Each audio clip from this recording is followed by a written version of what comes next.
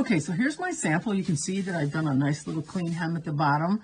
It isn't necessary, but it's good practice if you want to go ahead and put the hem in the fabric. And here's a sample of one that's been pleated already and to get ready to sew. And if you look really close, you can see that I've marked every 1 inch segment going along that piece of fabric in order to fold the pleats in. The pleats actually take up 2 inches, but you need the 1 inch mark so that you don't leave too much space in between your pleats. So I would start and come a couple inches away from the edge of the fabric. I'm using a cutting board, which allows me to make sure that I'm lining things up nice and square and straight. If you don't have one, that's quite all right. So you want to, every inch, place a little mark at the top and the bottom of the pleat. I like using the see-through ruler because I can make sure that everything is really square. If I don't square everything up, and if all of a sudden your pleats start to do this, where the top and the bottom don't line up nice and square, then they're not going to fall nice and square like you can see on this sample. So you're going to be pinning the top and the bottom of the pleat and pressing it before you stitch them down. So I'm going to go across at every 1 inch increment and, oops, on this one, there we go. Every 1 inch increment, make those little lines. Now I'm using what's called a fine point disappearing ink pen. This eventually disappears from the fabric, so I don't have to worry that I'm going to have marks on my fabric later on. But if you mark it today and you come to work on it tomorrow, the markings might be gone. So you can use a chalk pencil. You want your lines to be fairly fine. The thicker they are, the more you'll wind up having your pleats be sort of off slightly. So here's one. So go across and mark every inch, and then we'll start to fold the pleats.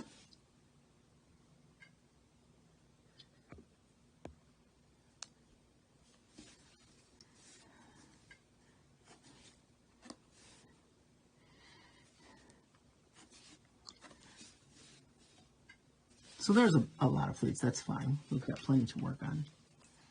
And I like to start folding from either one end or the other.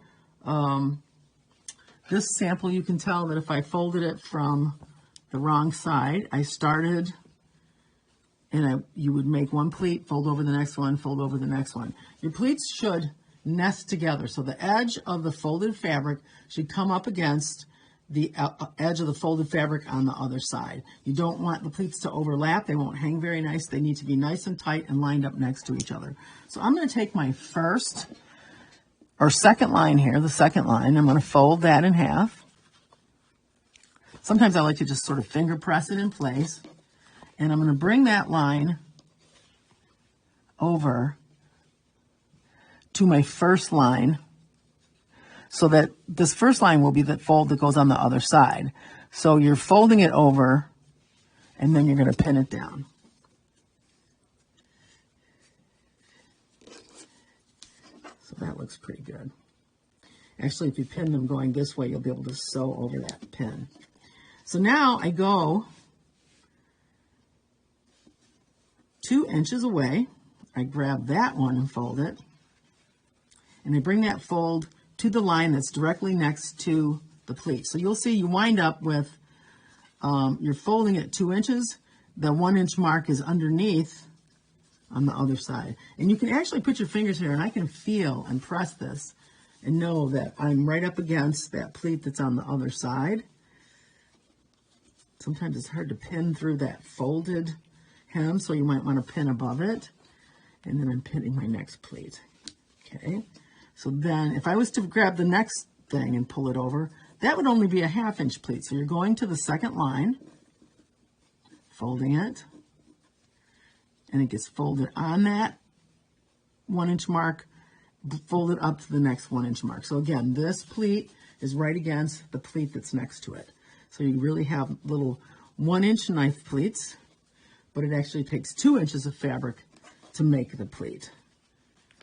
So if you were designing something, you would have to think about having double the width of fabric of whatever your dimension is. Again, I'm going to fold here, and I'm going to bring that over to that other pleat. I can feel it with my fingers underneath, and I pin it.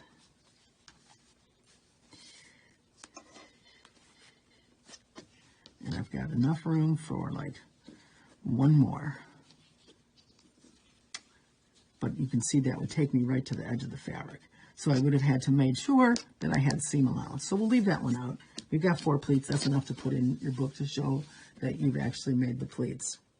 So the next thing that you're going to do is you're going to stay stitch across the top. So if you look at this sample, you can see there's a row of stitching at that 5/8 inch seam, but just kind of inside of it. If you go right on the seam and then you go to sew another piece to this, like a waistband, you don't really want it to be folded over where you can see the stitching.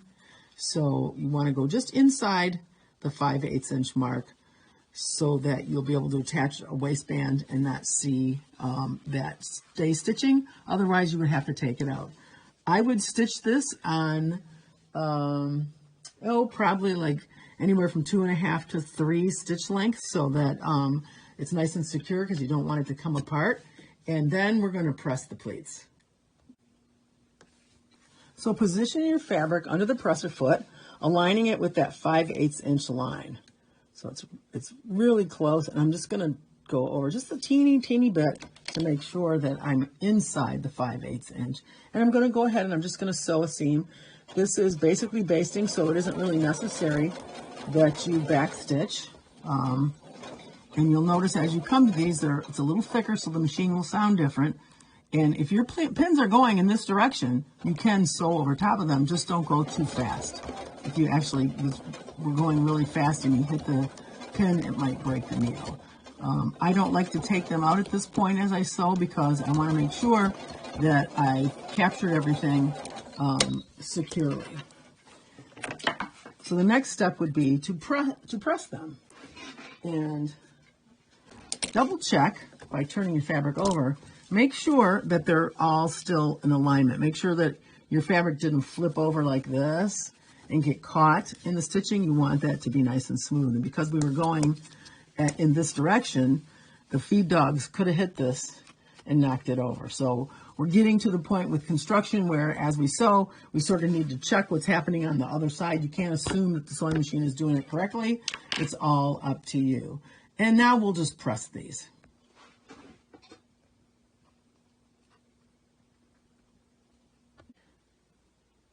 Okay, so now to press them, we're at the ironing board. You really don't want to press pin marks into the fabric, so I usually generally just kind of give it a light press, and then I take my pins out.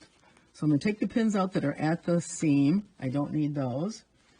And I'm going to sort of turn it around, and I'm going to press going towards those other pins and make sure that this part of my pleat is really pressed nice and hard before I take the other end out. So I'm going to flip it over, press this side.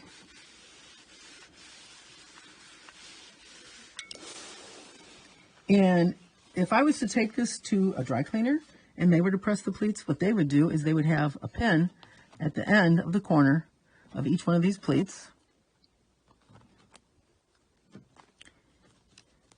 to hold it there and take them out once they get the iron close. So I'm going to come across with my iron. I'm going to steam and make sure that I've gotten all those really nice, and then I pull my pins out and I finish pressing the bottom of the pleat. So they should all nestle up against each other really nicely. I like to flip it over and make sure that the other side is pressed. I don't want to see any little pinholes in my fabric. So you can see I finished this lovely little pleat. They're pressed really crisp when you open them up, but they'll fall back together. And that's your pleat sample for today.